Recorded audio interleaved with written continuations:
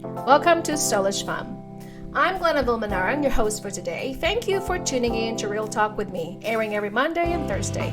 On this podcast, I dive into healing from trauma and share practical tools to help you discover and become who you are in God. Plus, you also find a variety of my other interests: fashion, travel, food, and more. If you're ready to embark on your healing journey, I invite you to check out my online course on Udemy, Mending the Mind and Heart, Healing After Trauma. Thanks for being here.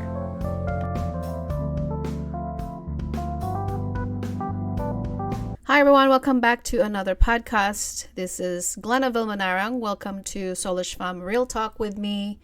If you are here for the very first time, welcome to my podcast. I usually love to talk without my face, unlike what I did face/podcast, because it takes a lot of time for me to glam up, put my makeup on, fix my hair. But when I talk over on the not radio, on the microphone, I don't have to do all of that. I don't have to put more effort. I can just practically wear PJs and it's fine. But sometimes I like to change things around, so that's what I did the last time. I put a video/podcast of how it's going to be received by the viewers. And today's topic is always related about prospering body, spirit, and soul. That's exactly the kind of messaging that I usually like to emphasize on my channel. So today, there are helpful ways that help me truly heal from my trauma, discovering my identity, and constantly challenging myself for growth. It's not always about religion. If you have been here before, I talk about Christianity, I talk about the Bible, about the Lord Jesus Christ, of how he helped me. That actually is the number one thing that I would like for you to think about. It's always about connecting with the divine. It's all about recognizing that without being aware that God created you and that your identity is not contingent upon what people think or say about you, that's exactly what I want you to take about this one. But it's actually the little things that help me throughout my journey of healing. It involves art, music, fashion, and my day-to-day habit. You may be wondering to yourself, art, music, and fashion, how in the world is it got to do with healing? You might be surprised. Some people maybe is still pounding themselves and asking the question of this big mystery of saying, how in the world was she able to survive after going through so much abuse, from sexually being abused, from being involved with a narcissist for many years, and had 2 abortions. For some people, they might be in mental hospital right now and maybe drug addict or alcoholic, because that's exactly how they numb their pain. I can tell you it takes a lot of grit, a lot of the willingness to not give up on yourself. I think that's the number one thing I would like for you to think about, is that is really, there's no secret in life. If you want to be healed completely, is that the willingness to not give up on yourself. You really have to be greedy enough to get up no matter how hard it is. Even if there are days that your body wants for you to stay down, get depressed, I will just get up and get dressed. Instead of getting yourself into this, woe is me, my life sucks, and there's nothing going on in my life. I used to think that fashion also helped me become the person that I am today. I use fashion as my defense mechanism. For some people, it might sound absurd, and they might ask themselves the question, how in the world can you correlate fashion and survival in the same sentence? But that's exactly how I compartmentalize my life. I went to school in high school in this country. When I was 16 years old, I migrated from the Philippines back in 1998. And I just used my sense of loving for clothes. I remember the time when some of my classmates would say, maybe someday you will have your own clothing stores because you always dress impeccably. You always have a good taste with clothes. And I was also told that I was the best dressed in my classroom. Mind you, at that time, I wasn't even thinking about that. All I was doing was that I was trying to invoke a message for people to not feel sorry about me. That I don't want people to perceive me that there was something going on behind closed doors, that I was actually getting abused, that I was dealing with traumatizing event in my life, that I was going through depression and suicidal thoughts. I want people to think that I was not going to be bullied because of the circumstances that was happening in my life. Mind you, I was also bullied in school. But at the same time, I just know that there's something about carrying yourself and creating an image for the world to see.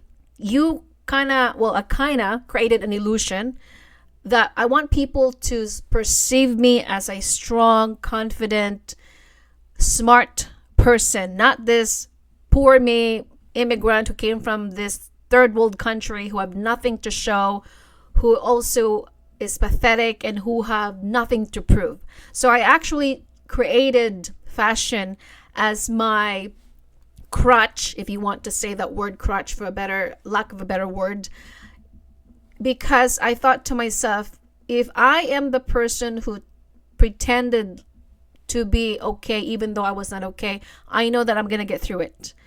We do whatever it takes. For some people, they take drugs. Some people, they take alcohol to get rid of their pain or to numb their pain temporarily. For me, I use fashion.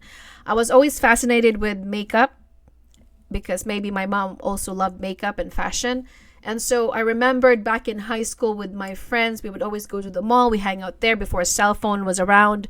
We would spend hours inside Deb's store. I'm not sure if Deb is still around today, but I remembered in this mall in Pennsylvania, we would just change clothes, try on different outfits, different gowns, and we would have a blast. We would laugh about it. We would talk about it, and we would just create this beautiful outfit and wardrobe. And we took pictures of it, me and my other friend back in high school. She used to be my best friend then. Now we kind of lost track of each other because of family. But I still remember that we took pictures and we would bring it into her house, and we remembered that her little brother was our photographer, and we would have all of this kind of snapshots and different kinds of poses that we would make, because for me it was my outlet to release whatever craziness that was happening behind closed door. It was my way of escape, that I had to make sure that even if I was struggling mentally or emotionally, I didn't want people to see me in a different light. So you need to be really a strong person, or at least brave enough to have an outlet or a space for you to release whatever madness that you're going through inside your home. I think that when children have this outlet of artistic or whatever it is that they're trying to do through music, as I always like to say, music also helped me a lot. There's different music that has helped me get over my depression. In every season of my life, there was always some kind of music that was handed to me by God. So when I was going through heartache, there were Christian music that I always listened to, even secular music or worldly music. I think that we really have to understand that in every journey of our lives, we are being guided by God or by people. When I became a Christian, the first Christian song that I always liked to play repeatedly was Here in My Life by Hillsong. I'm not sure if you're familiar with it, but it's something between those lines that I wouldn't be here without you. It's something to do about I cannot walk on water. You really have to understand the lyrics for you to resonate within your soul. And that lyrics, every time I listened to it, it really resonated with me, because it was only God's presence and His strength that helped me went through whatever depression that I was going through, whatever trials that I had to face when I was in my teenage years. Also, another song was during Breakaway by Kelly Clarkson. There's so many songs that help me just think to myself, there is something about this song that is helping me understand what I'm going through. Sometimes we cannot find the right words to say, but there are some songs that can help us articulate on what we're trying to say to the world. There is something that can resonate with the song of what's happening inside our soul that we don't have to tell the world about it, but we know it. It's between you and yourself. Another song right now that is actually relevant to my life is She Used to Be Mine by Sarah Bareilles. If I butchered her name, I apologize. She Used to Be Mine also is a song that I have constantly keep on replaying because it resonates with me. It's something to do about grieving about your past, recognizing that some relationship is gone and over with, that some men in your life are not capable of loving you, that sometimes no matter how much you give, if some people are blind enough not to see it, it's actually not on you, but it's on them.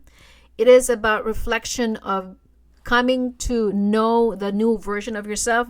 She Used to Be Mine. I already did a podcast about this several weeks ago. It's something to do about recognizing that you don't need to stay with the kind of past that you had. You have the chance to shed the old version of you and start a newer version of you, bolder, happier, saner, and wiser, hopefully. And so another thing that I would like for you to think about is an art. Art also play an integral role in my healing journey. As I said, it's not about only Christianity, because there's no such thing as secular and Christianity, because I really think that if you are going to incorporate this together, because everything that we have is given by God.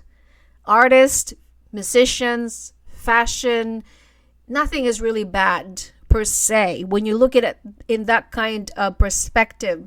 An art for me also is an expression every time I walk into a museum. Thankfully for me, I had the privilege of visiting the Art in Philadelphia, Met in New York, Guggenheim. There were just some few of the museums that I visited in my lifetime that really embedded this kind of resonance in my spirit that says people in the old days truly had this vivid imagination, and they actually used it, and they have given it to us as a gift for us to enjoy today. And some people may not understand why art is very important, that it actually portrays something that we may not understand in a superficial level. Only people that have keen eyes to see who truly will understand that art is an important thing. It sends a message. It invokes some imagination to us to make us understand. Like Picasso, some of his art is abstract, and some of the things that Michelangelo and other greatest artists like Van Gogh, they have different kinds of messaging, and we can depict the kind of visuals they're trying to impress in our lives, but it's up to us how to interpret it. But at the same time, every time I look at art, it kind of make me rest in my soul, or it makes me be at peace that there must be a perfection in heaven. Not to say that I am an artist myself. I just have the kind of appreciation for the art.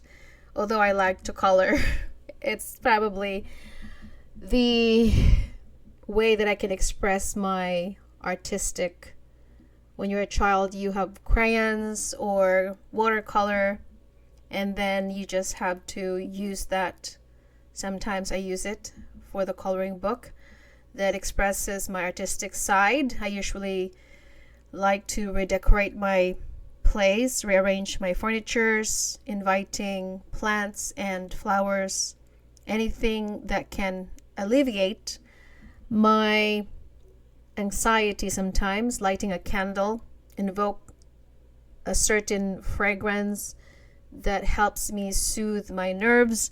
Also journaling, another tool that has helped me to get better about myself and learning about how I feel, is truly asking myself the question, the triggers, my past wounds. It's interrogating my past belief that doesn't really belong to me. It's also about taking notes of what happened in the past, taking note about my experiences. So these are some of the things that has helped me to get better in life. Another thing is talking to someone or to yourself in the mirror. Affirmations. It's telling yourself that you got this. It's cheering yourself on even though you don't want to get out sometimes, or you don't want to do anything, but you force yourself to do it anyway. You have to tell yourself to snap out of it. You have to encourage yourself that this too shall pass. There are little exercises that when you truly do them repeatedly, the impact is so great that you have no idea that it's actually making you a better version of yourself. Then let's not forget about how important it is to exercise, about looking after your body. It's about movement and trying to release any tensions of your body, relaxation, breathing, meditation, doing yoga and Pilates. Perhaps some people might say yoga is anti-biblical or it's not a Christianese. I think, as I always like to say, as long as your motive is to do everything unto the Lord, there is no such thing as secular in Christianity. I do yoga not because I want to do the mantra or the whatever that they say, the or the kind of thing that some people are trying to invoke spirituality. But for me, I do it for stretching. It's about releasing any tensions that I'm carrying, especially for us as women. Our tension is carried through our shoulders, our back. We hunch back. Actually, we are not aware of it, but if you're not really careful of your posture, it sends a signal that all of that hunch back because of the tension that you've been carrying along the way. So these are important to be aware of. Listening to soothing music. These are the things that I always like to do. Sometimes I listen to affirmations. I would close my eyes for 30 minutes or however long the affirmation is, and I would just understand what the person is saying. One of the things that I also like to do is that going into the dark room, which is in my closet sometimes. And for some people, this is crazy. It is uncomfortable to sit with being comfortable. It is actually uncomfortable because you are interrogating yourself. It's between you and your own thoughts. There's no one else there. And I've done this many times. Either you do this laying in your bed while your head is covered with blanket and you just ask yourself honest questions. How are you feeling today? With no filter. And I'm just blunt about it. And I would cry sometimes when I spend my hours in that dark room.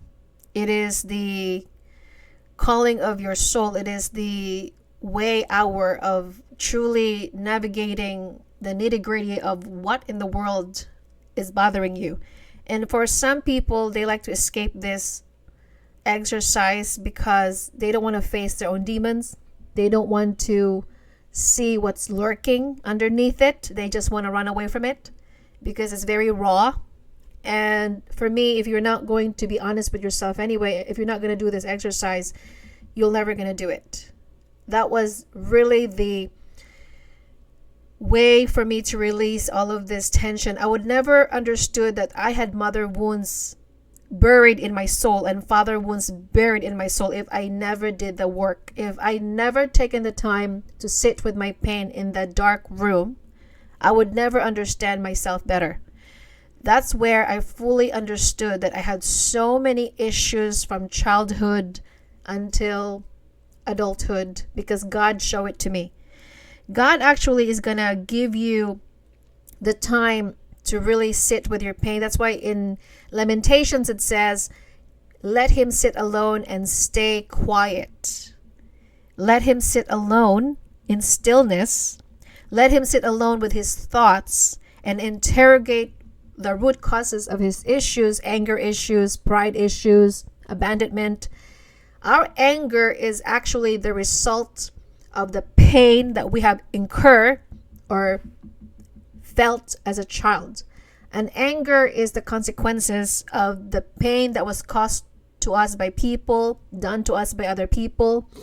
It's due to childhood trauma. It's about the abuse, neglect, abandonment, betrayal. You're not just angry because for no apparent reason. Most people that are angry because they have been hurt by other people. My anger was due to the fact that I was betrayed. I was hurt by other people. They have taken advantage of me, that they have actually abused my kindness. And over time, my heart was so closed up and I become so bitter and resentful to a point where when you are going to drink the poison of bitterness and resentment, it turns into anger. So anger is the result of bitterness and resentment. It doesn't come overnight. It gradually comes with internalized dialogue of saying to yourself, I will going to pay back. I will be this person that is going to be bitter. I'm going to be so hard to love other people. I am going to show them that I'm going to retaliate. All of this internal dialogue is actually a conversation based on bitterness and resentment. But if you're just going to say, I will let God handle these people, I will just pray for these people and I will forgive them and I will release this resentment towards them because it's not my place to avenge myself. That's why God said, do not avenge yourself. It's not your job to avenge the wrongdoings that has been done in your life. It's actually God's job to vindicate you. It's not your job to take matters into your own hands, because you are actually just robbing yourself of the life that God wants for you to have. So if you're constantly thinking about other people, of what they have done you wrong, or you're constantly asking yourself the question, how can I retaliate? It's wasting your time. Instead, you should use that energy. You should fuel your energy towards a better goal, a better life, a better future. That's why, as I said, invest in yourself. The only equation you can control is you. That's the only variable you have is within yourself, is to go back to school if need be, take some classes, have a hobby, walk out the park, do some dancing, yoga, whatever it is, as long as you're occupied with your time and you are not constantly obsessing about your past, because obsessing about your past is not going to get you anywhere. It's going to constantly want you to be depressed. And last but not the least, of course, is have faith. So fashion, art, music, and faith, these are some of the greatest tools that have helped me get better in my journey with healing. So faith without action is dead. And God said that to those who have faith, they are blessed, because you cannot just wait for people to fix you. You have to put your one foot after the other. You have to choose to get up time and time again. You have to choose yourself over and over again, no matter how hard it is, even if the people around you are going to drag you back down to where you're at and remind you of your past. You have to be willing enough to say, that's already done. The past is already gone. I cannot go back there. It's been buried. The past is something that is part of my life, but it's not who you are. You don't have to be determined by your past. You cannot allow people to tell you that you are your past, that you're never going to get better, because that is just full of baloney. It's a big fat lie from the pit of hell. You do have a choice to either grow and go into higher places and tell yourself that even if I have been through hell, but God had given me the opportunity to be bold and to grow and to use my story to glorify God. That's why the Bible in Revelation, it says, we have overcome by the blood of the Lamb and the power of our testimony. That is why our testimony, our story matters, and sharing it to people, hopefully it will give them an inspiration and motivation to follow your footsteps and to be inspired by your story, and telling themselves that if she could do it, I too can do it. And that is why this is exactly that I want you to think about, that these are the helpful ways that I have used to help me to become the person that I am today. So I hope that you're bold